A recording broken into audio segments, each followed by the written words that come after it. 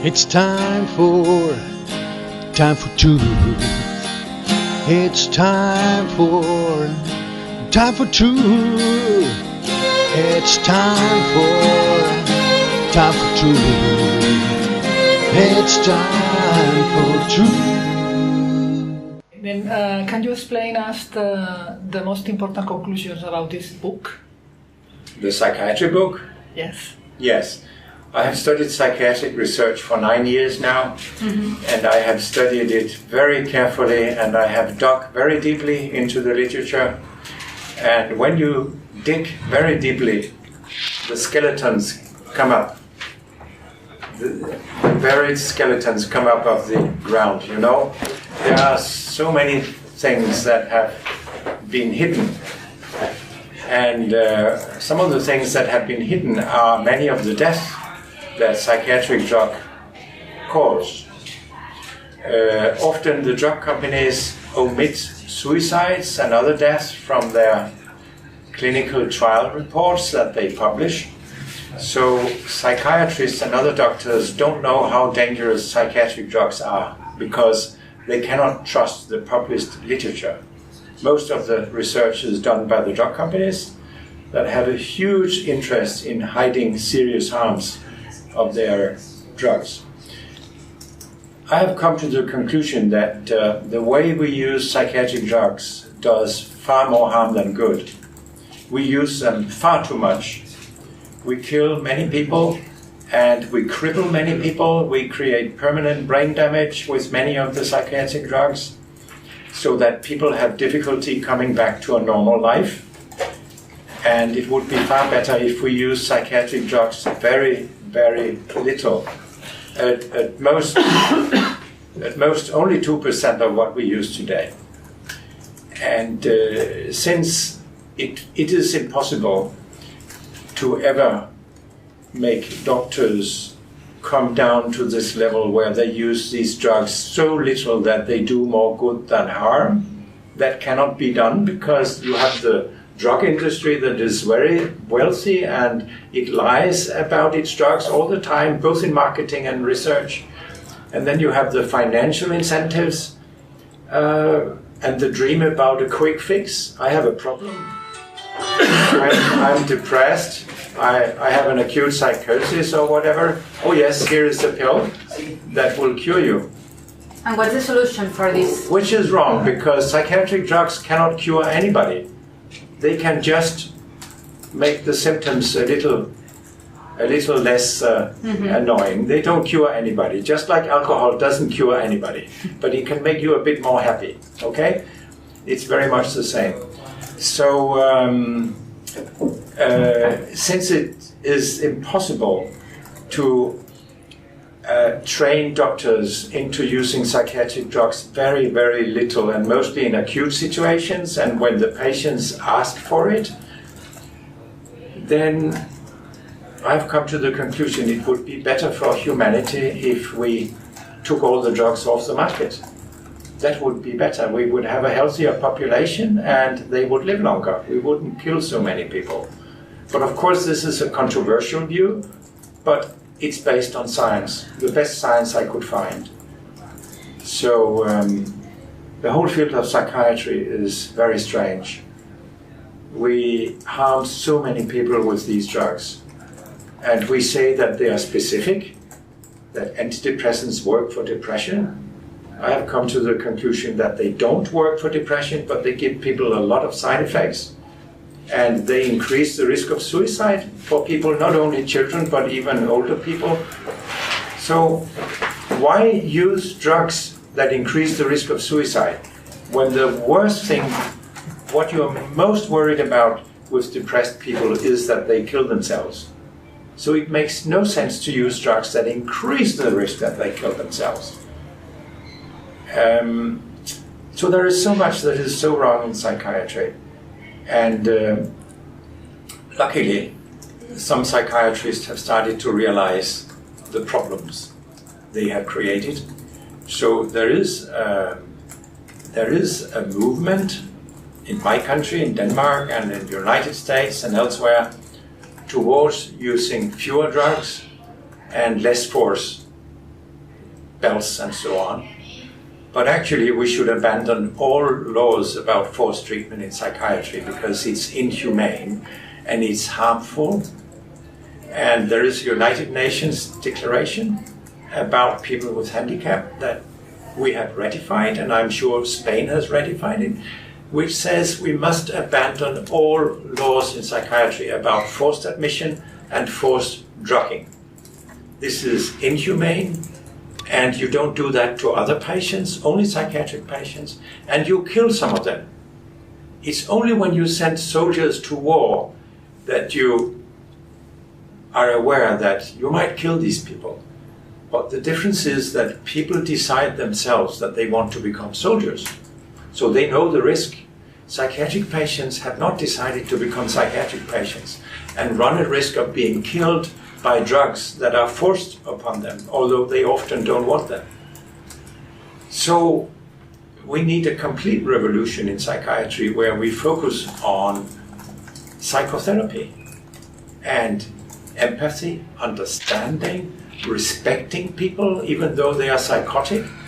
If you do that, you can calm them down when they feel they are being respected and when they feel you will not use force on them. Then I can assure you that you can calm them down. Force creates, no, violence creates violence. So when psychotic patients are violent, it's often because they react towards professionals being violent towards them. So you see, we could do so much better, and there are people who have shown us how we can do much better. In Finland, for example, in Lapland, they have what they call open dialogue. So if somebody develops a psychosis, within 24 hours, they have a team consisting of professionals and friends, perhaps, and family that talks to this person and meet that person in a humane way and not with force. So the results of this are far better than traditional psychiatry. And this model is now spreading in several countries, like, for example, in Germany. More and more places in Germany, they adopt the open dialogue model. So it means dialogue, it means talking to the patient. Instead of doing something to the patient, then talk to the patient. And you should let the patient decide themselves. I have asked many patients when I lecture who have been admitted with psychosis, what do you want next time? If you get a psychosis again, a benzodiazepine or an antipsychotic drug? All of them have said, a benzodiazepine, please. And you know why? Because they are not so toxic as antipsychotic drugs. And they actually seem to be a little better if you want to calm people down. So why not use benzodiazepines? So in my country, actually, at some wards, people do get benzodiazepines when they come with an acute psychosis. But not always, but we are sometimes, but they should decide for themselves. That will help them heal, that they are part of the process, rather than the psychiatrist becoming their masters. They should be the masters of their own life, just like you and I am the masters of our life. That would create a far better psychiatry. And it would even be more attractive to be a psychiatrist, because the psychiatrists don't like using force. You know, nobody likes it, so why do we have it? It's not very nice to be like a policeman. And you cannot come then later and say, oh, now I put you in bells, so I was a bad cop. But now let's have some positive interaction. Now I'm a good cop. I mean, you can't do that. The patient will be skeptical. When will I be put in bells again? Or get an injection of something?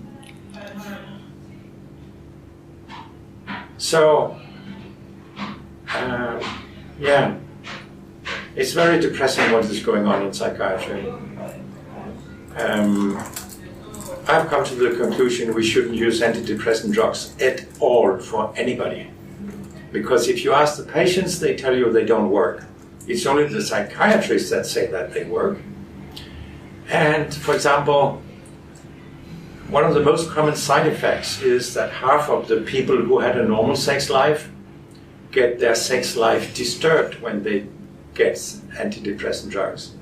It can be lack of libido, it can be even impotence for the man, or no ejaculation at all.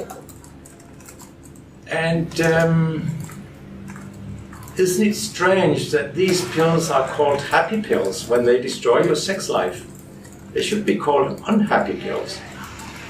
I mean, who wants to get your sex life destroyed? Nobody.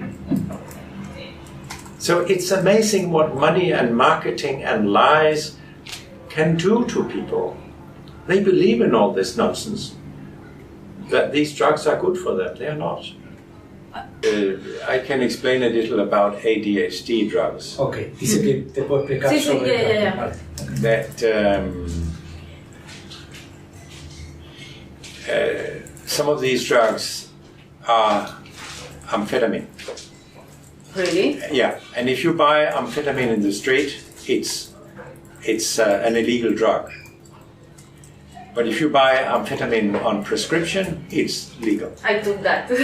So this is, of course, very strange. Mm-hmm. And the other drugs against ADHD, they have similar properties. So it's like giving children and adults a narcotic on prescription. This is what ADHD medicine is about. And I find this rather horrible. And particularly when you give these drugs to children, they are small developing brains. It cannot be healthy to give these brains a chemical that changes their brains. And it makes children more quiet, which is nice for the school teachers and perhaps for the parents. But they also become less curious, and they can become socially isolated. And we know that a developing brain needs a lot of interaction with other people, and curiosity is good for you. It develops your brain, and then we somehow prevent some of this. That can't be healthy. And we also know from animal experiments that it's likely that ADHD drugs can create permanent brain damage, but this is true for all psychiatric drugs. And why do we want to damage the brains of our children? That's not a good idea. Then many psychiatrists say that, oh well, we use these drugs in order to make it less likely that people will become substance abusers when they grow up, or will become criminals, and also so that they can achieve better in their education. There is no reliable documentation that this is the case. And the only large trial that has a long follow-up, an American trial, actually suggests the opposite. That if anything, ADHD drugs seems to make it more likely that people become drug addicts or criminals, and it doesn't improve their academic performance. We are studying these drugs at my center right now. We are doing a review on Ritalin, and these trials are absolutely horrible. It's among the worst science I've ever seen. So these trials are quite unreliable. They have been done by the drug industry, and often with American psychiatrists, which are deeply corrupt and receive millions from these companies. So they're not critical towards how the company analyzes and write up the results. We can see this very clearly in the published reports. So I believe that diagnosing so many children with ADHD who are more irritating and less attentive than other people it's a tragedy because it leads to drug treatment of them, and that is really a tragedy. They need human interaction, and sometimes the parents need to be educated because the problem may lie with the parents, so that the children react on the environment they have at school and with their parents. And furthermore, it's often a question of time. There is a very big Canadian study of 1 million school children that showed that if you are born in December, then 50% more children are in treatment with ADHD drugs than if you are born in January. 50% more in the same class. Why is that so? Because if you're born in January, your little brain has had 11 more months to develop, and then you are not so irritating for the school teacher. You have become older. You see? This documents how big a tragedy this is, that if you are a little patient and work with these children, I mean, one of my good friends is a child psychiatrist in Denmark. She takes every child off ADHD drugs. And she tells me she has never seen a single one of them becoming worse.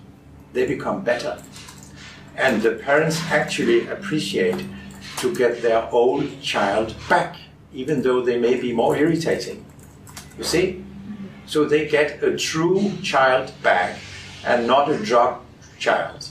I mean, who would want to give alcohol to a child every day and drug the child with alcohol?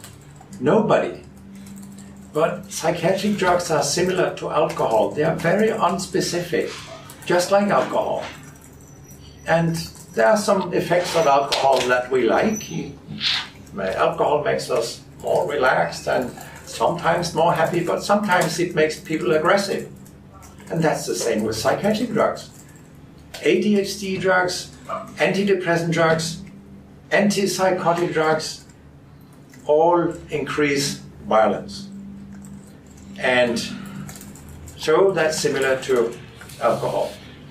And antidepressant drugs have been involved in many school shootings in America, but it's very little investigated. So when terrible things happen, for example, when a psychotic patient kills somebody, then we often hear the story, oh, this is also because he stopped taking his antipsychotic drug 2 days before. So there you see how good the drug is. If he had taken the drug, that might not have happened. This is the media story, but it's wrong. When you stop taking an antipsychotic drug, you can develop terrible abstinence symptoms. One of them is extreme restlessness, where you can't sit still. You must do something. This predisposes to both suicide and homicide. So when a patient has stopped his antipsychotic drug because of the horrible side effects, they talk about drug holidays. I need to get off the drug for a while. And then they can become homicidal. Then it's usually a side effect of the drug. You see the point? But in the media, it always becomes the opposite story. This is because he came off his drug. But my goodness, why was he put on the drug in the first place when it is so dangerous? That's a good question. What do you think about this? About the press? Yes. Well, last time I was in Barcelona, I was interviewed by La Vanguardia for the back page, which is very popular. Victor Amela, which one? I can't remember who the journalist was. No, I can't remember who it was. It was a woman. Ima. And Ima, yeah, that's true, yeah. And I think it was a very good and interesting interview. And she wasn't allowed to publish it by her editor, which is very bad because the the journal receives support from a drug company. Yeah. This is what we call corruption. Yes. Is this usual in those Not in our travels? country. Not in our country. Not- No. no? The newspapers are pretty independent in our country, but it's obviously a huge problem in Spain, and it's a huge problem in Russia, of course, and in many other countries, and in the United States it's even a problem. There is not so much free press left in the world. Economic interests take over the press. Yeah. It's a big problem for our democracies. Yes, it is. She wants to know what this subtitle means, organized denial. This is quite interesting. I worked out 18 different titles for my book before I took this one. It's a very short title, and it tells you a lot.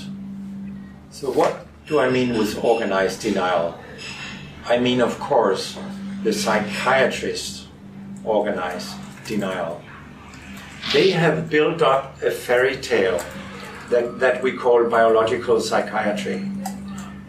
Many of them still say that you are ill because you have a chemical imbalance in your brain. This is a huge lie. This has never been shown in scientific studies to be true.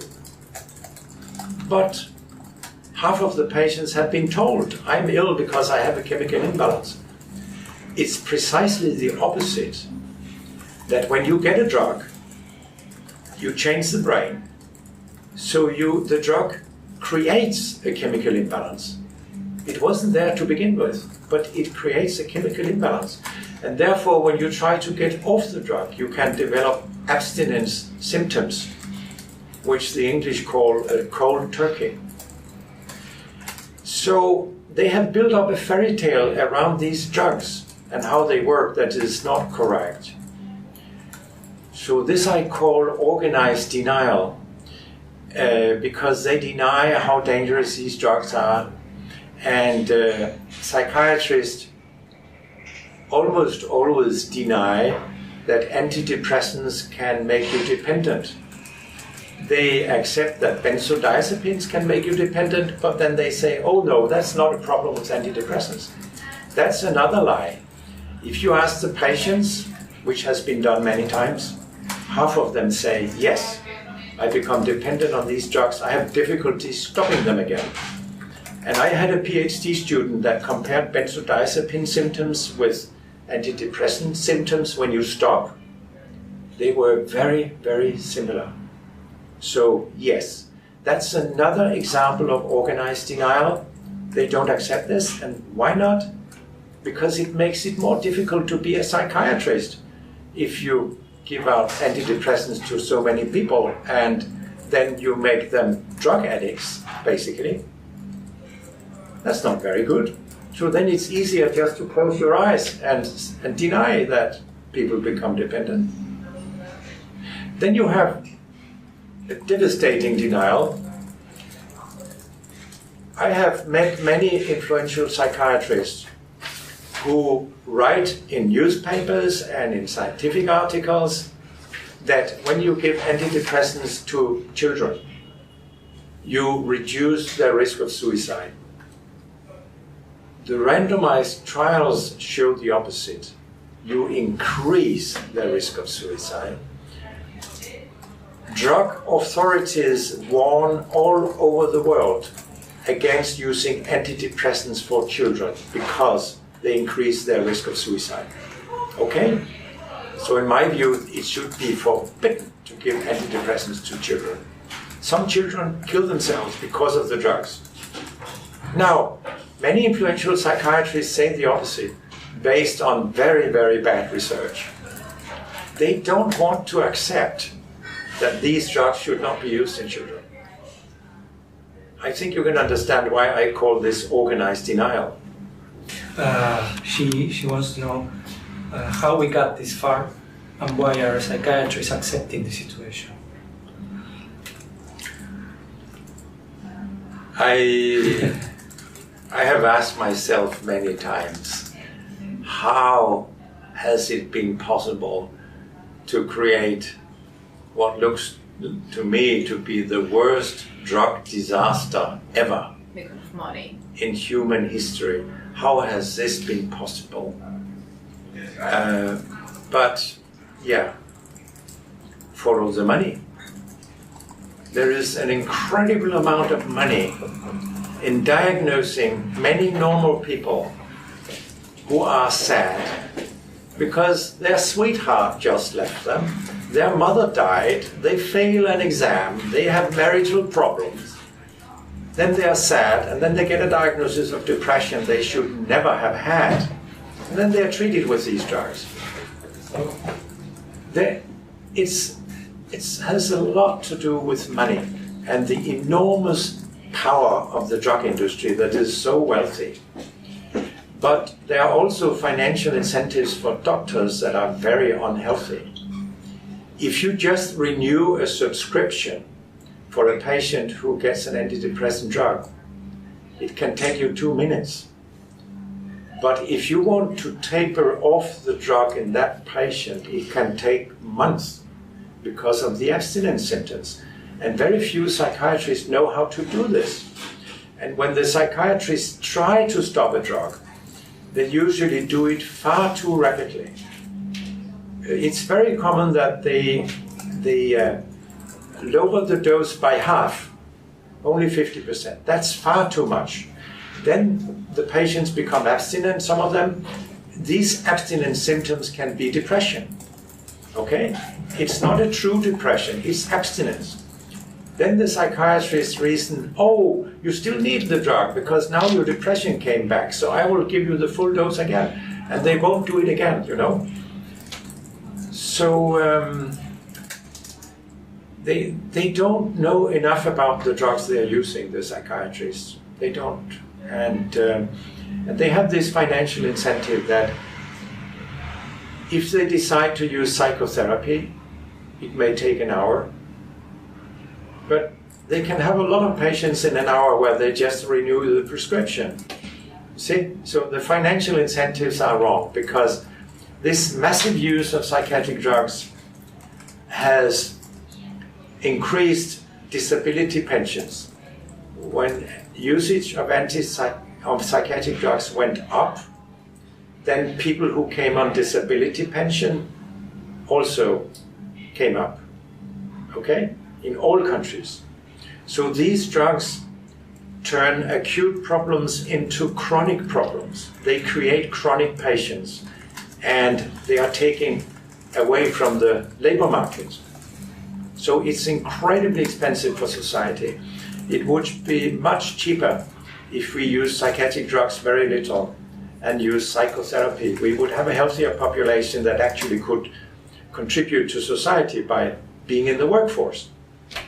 So it's a very, very, very bad idea, this idea about the quick fix. It doesn't work and it's incredibly expensive for society. So there are all sorts of wrong incentives that make people do the wrong things. So how can we get a cure for sadness, for example, or depression? Well, that's very easy. Not for me or not for people. It's very, very easy. If you give an antidepressant drug to a patient with severe depression, we are not just talking about sadness, but severe depression. Mm-hmm. Then on average, after about a month, the patients will have come down to mild depression. So they have become much better, from severe to mild depression. What happens if you give these patients a placebo? Then it just takes 1 more week. Then they are also mildly depressed. And so just wait a little and patients will improve even without treatment. That's how it is to be depressed. And these trials are biased because they are done by psychiatrists that are paid by the industry to do them. Mm-hmm. And they are not adequately blinded because these drugs have side effects. So in many cases, both patients and doctors know that you get an active drug and you get placebo, and then the psychiatrists exaggerate the effect. That's very human. So if you put something into the placebo that also gives people side effects, so that they don't know who got a drug and who got a placebo, then there is no effect of antidepressant drugs. It's gone. But do you think it's something for DNA, like another thing, that you have a pathology because you're DNA? No. You can forget all that. No. There is so much false science in psychiatry. They say all sorts of things that are not true.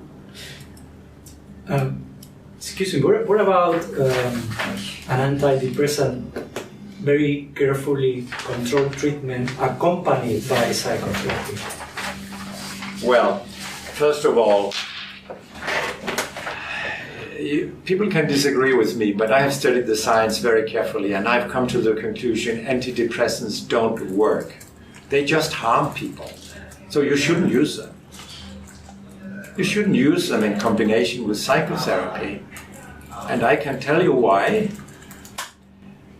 Antidepressants do have some effects. For example, they ruin people's sex lives. So they do have some effects. And they can actually make some people euphoric so that they become more happy.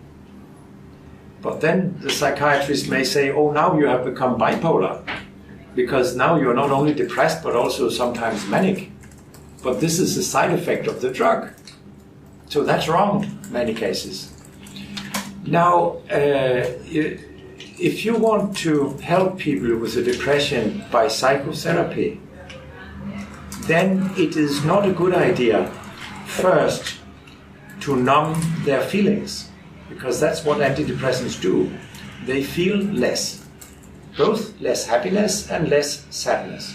They feel less, okay? Yes. And psychotherapy has a lot to do with working with people's feelings. Often people's feelings go wrong when they become psychiatric patients. It has a lot to do with feelings that people react on in a not very good way, or thoughts that they react on in a not very good way. You can work with that with psychotherapy, but not so well if you first numb the patients. I mean, if you want to use psychotherapy, you don't ask people to drink half a bottle of vodka first, do you? That would be crazy, because then, well, the patient will not be so receptive because the patient is drunk.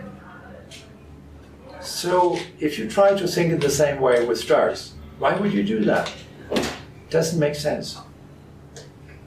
Well, I saw cases in which people were really at the risk of suicide, and they were given very mild doses of antidepressants combined with psychotherapy, and stopped the antidepressants once the risk was stopped, and then follow it with psychotherapy, and well, they're still alive.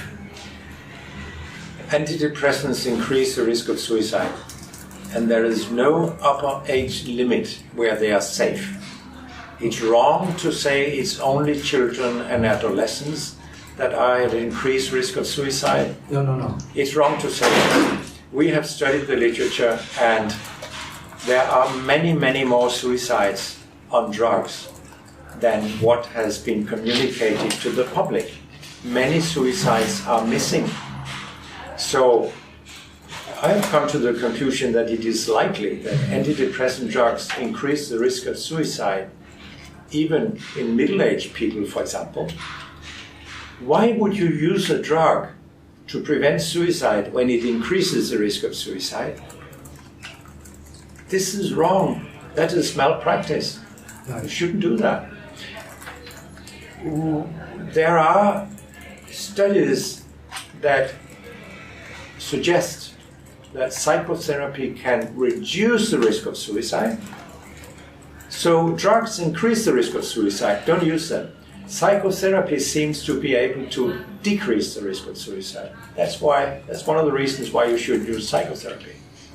If you can explain more or less the studies, documentation, science in which you based your conclusions. And the second question is, who is this book directed to? Target.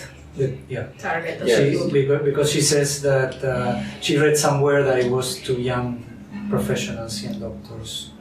Well, the documentation for my conclusions are in the book. Okay. There are lots of references in the book. So people can see how I came to my conclusions. And they can discuss it with me, which I hope they will do, so that we can all become wiser. Science develops that way, that you discuss things. And I wrote the book primarily for the patients and their relatives, because they are being harmed so tremendously with psychiatric drugs. But I also wrote the book for young psychiatrists in training, hoping that the book can influence them so that they decide, we want to revolutionize psychiatry, because current level psychiatry is harmful because we use these drugs far too much. So we need a new psychiatry. You cannot change the old ones. You know, you can't. Yeah. You can't train a dog, an old dog. You can't change old people. And if they have felt for 30 years, if they have believed in the chemical imbalance nonsense and believed that these drugs are very helpful, how can such a person look in the mirror and say, oh my goodness, I have harmed my patients for 30 years. I was wrong. That's very difficult for people. It's much easier just to go on harming people and then telling yourself, I'm helping people. I'm a good doctor, okay? That's much easier. So we need to get the message out to young people before they become too brainwashed by the old ones. And unfortunately, this happens. I have talked to many young psychiatrists who were very, very sorrowful about what they saw in psychiatric departments. And I will give you just one example. A young woman in training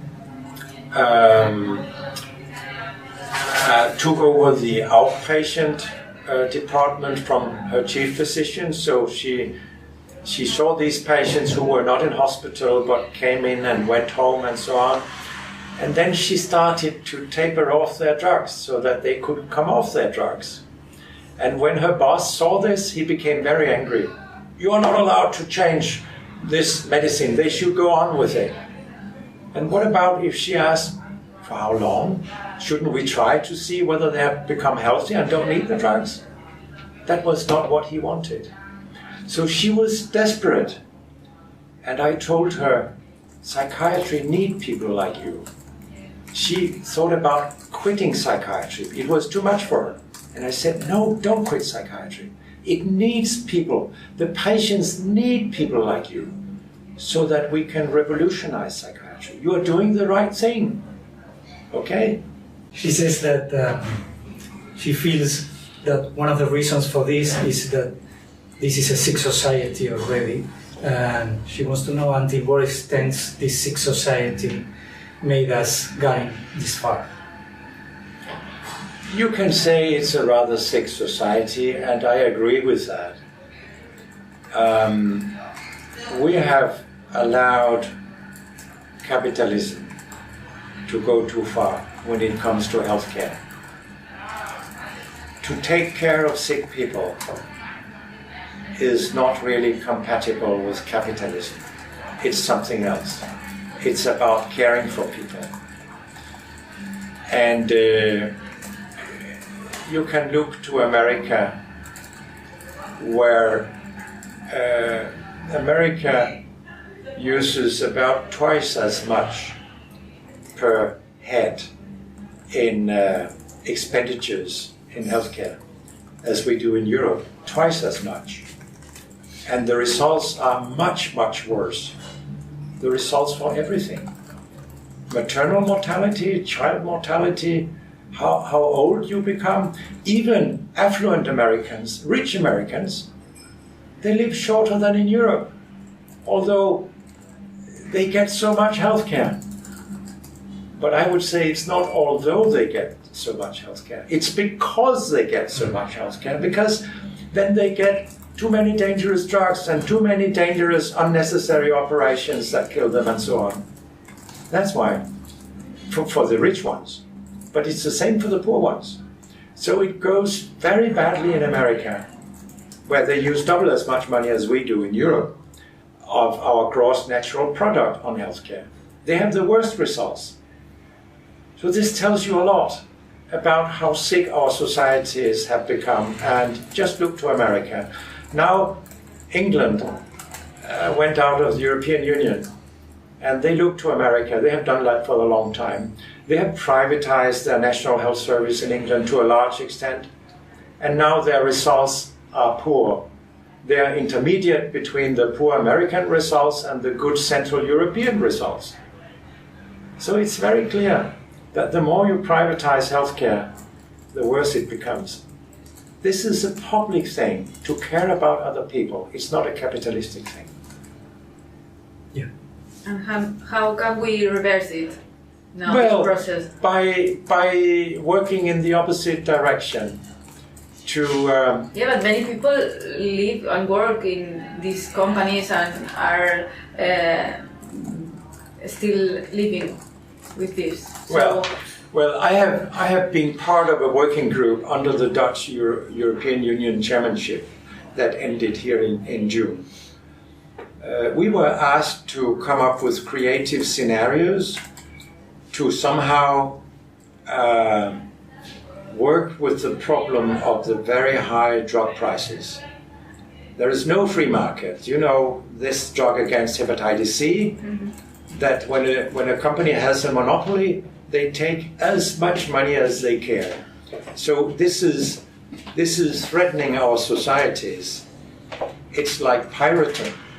It's like when Somali pirates take a hostage, they claim some millions to liberate the hostage, but here it's some millions perhaps every year for one patient. We should not allow this. So we have come up with a scenario where patents on drugs are no longer allowed, and where drug development becomes a public enterprise for the public good and meeting the needs of patients, and not just coming with other similar drugs as poor drugs we already have, but actually do some real research that benefits the patients. So that's what we have suggested, that capitalism is very bad for giving us the drugs we need and for affording the drugs we need. We can't afford them because they are monopolies. So we need to get rid of patents, and we need to have public drug development.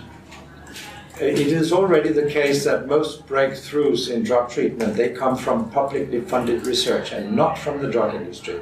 So we might as well take the full step and say, okay, we make it a full public enterprise to develop and market drugs, and then we can price them so low so that everybody can afford them, even in developing countries, so we increase their prosperity. But many times public drugs are worse than the other ones. Public drugs? Yeah. No, that's a total misconception. I just told you that most breakthroughs in drug treatment come from publicly funded laboratories. They do. Because these people who are publicly funded, they don't work for money.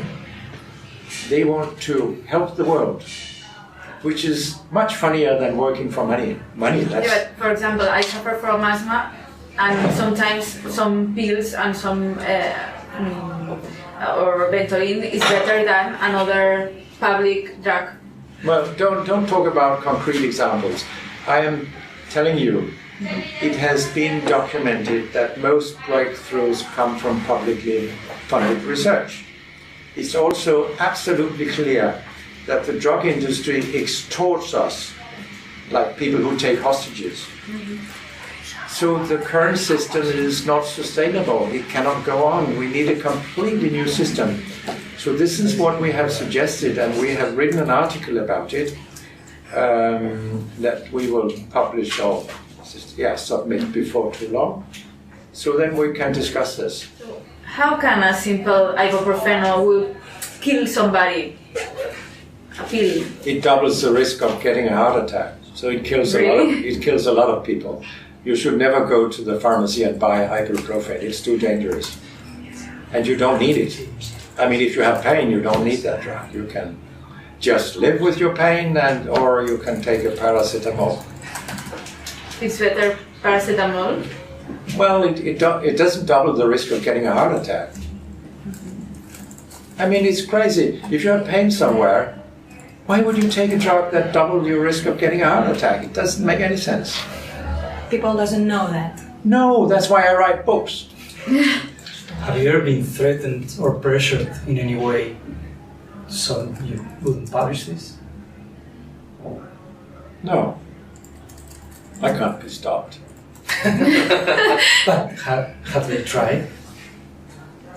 No. Really? Yeah. It's too late. When the book is out, you can't do anything. Okay. Denmark is the happiest country in the world. Yeah. Why? Well, I can tell you why. Happiness in countries have a lot to do with trust. And in Denmark, we trust each other. We trust our politicians. You don't do that in Spain. No. Not at all. And we have a very low level of corruption in Denmark, which is vital for a country's happiness.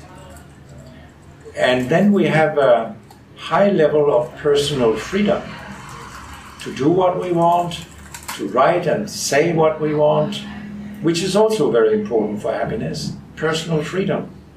So we have that very much in Denmark. And then, thirdly, we have, even back to the Vikings, we have respected our women, always. So there has been much more equality between males and females in the Nordic countries than in the Southern European countries. And if you look to the Arab countries, it's absolutely horrible. Of course, this also contributes to happiness, that we respect each other, no matter whether you're a man or a woman. So I've just given you a few examples.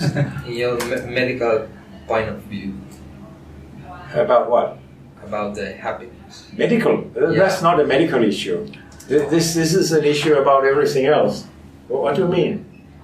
I mean the institutions,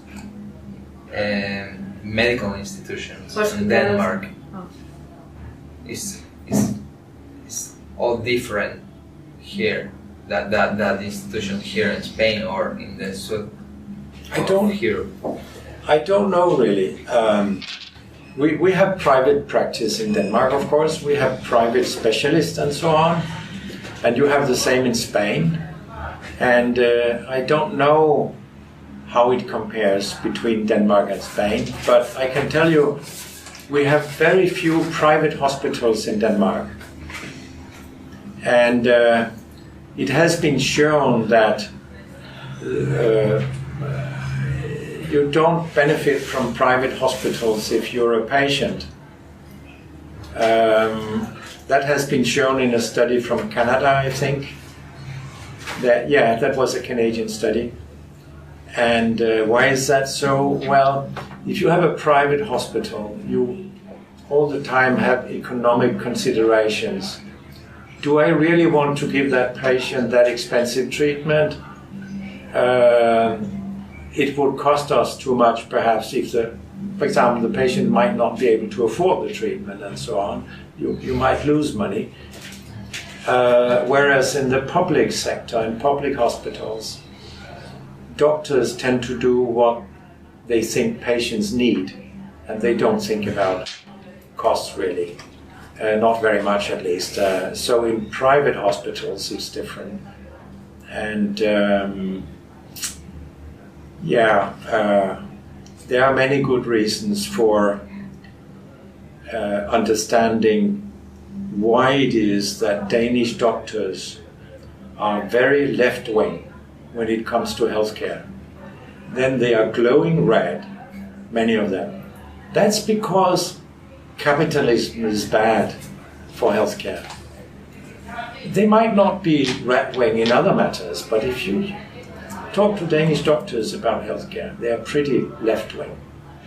You've written a book about mammographies. Yes. And even if it's not the subject of this chat today, she wanted you to sum up a little what you say about mammographs in that book, considering that it's getting fashionable now. Oh, here. well,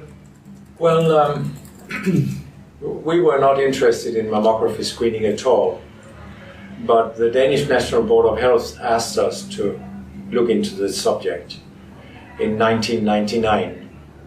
And we looked at the randomized trials and concluded that maybe mammography screening did more harm than good. Or maybe it did more good than harm, but we didn't know at that time. Then we have done a Cochrane review on mammography screening, and we have been more deep into these trials than anybody else in the world. I'm convinced about that. We have studied mammography screening in all these years and have published many scientific articles about it. And our conclusion is that mammography screening does more good than harm. Definitely. There are no data that suggests that it helps women live longer. If there is any effect of mammography screening on breast cancer mortality, it is very small. But when you screen healthy women, you detect a lot in their breasts that you should never have detected because it is harmless. It is like the prostates of males. We don't take a PSA because more than 60% of males at my age have prostate cancer, but don't find it. Don't find it. I mean, most of it is innocent. It won't kill us. It's the same with breast cancer. So when you screen for breast cancer, you find a lot of harmless cancers, but you cannot distinguish between whether it's dangerous or harmless. So you treat all of them. And when you treat harmless breast cancers with radiotherapy, you kill some of the healthy women because they get heart disease or they develop new cancers because of the radiotherapy. So if you save a few women from dying in breast cancer because of breast screening, then you kill a similar number of healthy women. So there is no survival benefit. But there is a lot of harm. If you go to screening for 20 years, for example, 1/4, or in some countries 1/2 of the women will get at least one false diagnosis, which means that they get a message, we don't know what it is, but it might be cancer, it might not be cancer, you need to come back, we will take new pictures, or we will do a biopsy or whatever. This has big effects on women, psychologically. Even 3 years after they got a false positive diagnosis and was told it wasn't cancer, you can be happy, there's nothing. Even 3 years later, they still worry, well, maybe they were wrong. Maybe I do have cancer. So if you add these psychological side effects to the fact that it doesn't help people live longer, then it's inevitable that mammography screening is harmful. You cannot come to any other conclusion. So I published a paper maybe 2 years ago where I concluded that mammography screening should be stopped. It's harmful. And some well-educated women, they realize this. For example, the editor of the British Medical Journal, Fiona Godley. I gave a talk on mammography screening in Oxford a couple of years ago for 800 people from the whole world and explained to them why it was harmful. And to my big surprise, I didn't get one critical question from the audience. They asked me, what should we then do? What should we then offer the women? And I said, nothing.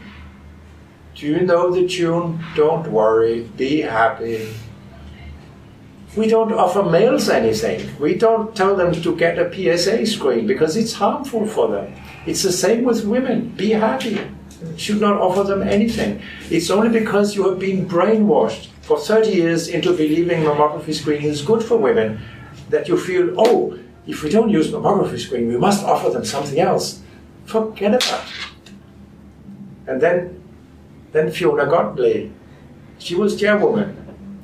She told the whole audience, I got my first invitation for mammography screening recently, but since I know Peter's research very well, I declined. So it's out on YouTube. But it helps to prevent, maybe. The part of the woman that has this disease may help to survive. No, I just told you that there's absolutely no science that suggests that women live longer if they go to mammography screening.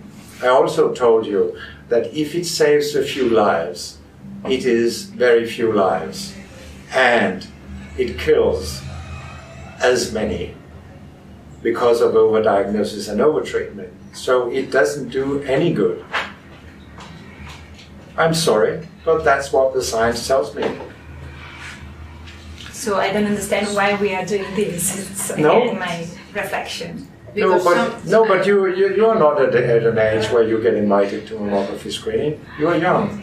Yeah, I am, but my mother no, and he has. Yeah, tell her. She has done a lot of mammographies. Yeah, tell her not to do it, please. Well, I can't. No. My mother had cancer when she was pregnant. I was inside. Yeah. And she's alive now because she wanted Orange to juice be if anybody treated. wants it. Yeah. So Yeah. I think it may help. What helps? Because if not, I won't be here. What helps? Mammographies. Wait a minute. If you have a suspicion of cancer because you take a shower and you see something you haven't seen before, of course you get a mammography. That's part of the diagnostic tools. Mm-hmm. But mammography screening is another issue. It's harmful. You just shouldn't do it. It should be stopped in all countries. Very easy. Only controls, not mammographies in general. But I'm talking about, it's not preventing anything. I'm talking about mammography screening. Mm-hmm. And mammography screening cannot prevent breast cancer. It just detects breast cancer, and it detects far too much breast cancer. So it's not prevention. It's wrong to use the word prevention. Mm-hmm. It has nothing to do with prevention. You see, the whole semantics is seducing. Mm-hmm. I know that people call it prevention. It's not prevention to detect a cancer. How can that be prevention? It's not. Do you still believe in medicine? I don't believe in anything. I'm a scientist. I question everything. As psychiatrists, medicines, psychofarmacos are the third cause of death after cancer and heart attacks. Could you improve on that? Yeah. I looked for the best science I could find to find out how deadly psychiatric drugs are. This is very difficult. For example, you cannot use trials in schizophrenia to find out how lethal antipsychotic drugs are, because trials in schizophrenia are usually made in this way, that you take patients who are already on an antipsychotic drug and then you randomize them to placebo or another antipsychotic drug. This means that you are harming the placebo group, because some of them develop terrible abstinence symptoms that predisposes to violence, to suicide and homicide. Okay? So you are harming the placebo group. And then you say, okay, I have a good drug because it's better than when I'm harming patients in the placebo group. That doesn't make any sense. So you are artificially increasing the death rate in the placebo group. This design is lethal. I write in my book that that 1 out of around 150 people in these schizophrenia trials who were randomized to placebo, they died. 1 out of 150, that's very many. And I think a good deal of these people killed themselves because they developed so terrible abstinence symptoms that they couldn't exist and killed themselves. So you cannot use these trials to see how lethal antipsychotic drugs are when you actually had a design that killed a lot of people in the placebo group. You see? So therefore I went to old people because antipsychotics have been tried in people with dementia, which is crazy. I mean, why would you use a toxic drug in people who have dementia? But that's very crazy. But there are trials of this kind. And then I thought, well, they might not have been on an antipsychotic drug before they were randomized to placebo and a drug. So these trials are likely more reliable. And then I could see that 1 out of 100 are killed of the old people. When they get an antipsychotic drug for just some weeks, then 1 out of 100 are killed compared to placebo. Suicide? No, they're just killed. I mean, one of the common reasons is that they lose balance and fall, then they break their hip, and then 20% will be dead within the next year. That's a very common reason why psychiatric drugs kill a lot of elderly people, that they lose balance. Everything that affects the brain affects your balance. It's not only alcohol. So that was the case for antipsychotics, and then it became more difficult, for example, for antidepressants. How was I going to find out how lethal they are? That was very difficult. Then I found a very good study from the British Medical Journal where people over 65 were their own control. So in one period they got an antidepressant and in another they didn't get an antidepressant. And then I could work out how many died when they got an antidepressant. And of course, these studies that are not randomized trials, they're not equally reliable as randomized trials, but I found the best evidence there was. So this is my conclusion, and I may be wrong. Maybe they are not so lethal, but even if I should be proven wrong, they do kill a lot of people. So whether it's the third leading cause of death or the fourth or the fifth, it doesn't really matter. They kill an enormous amount of people. There's no question about that. Thank you very much. You are very valiente. Brave. You're very brave. Revolutionary. No, I'm not brave. I just have a love for honesty. It's time for truth. It's time for truth. It's time for truth. It's time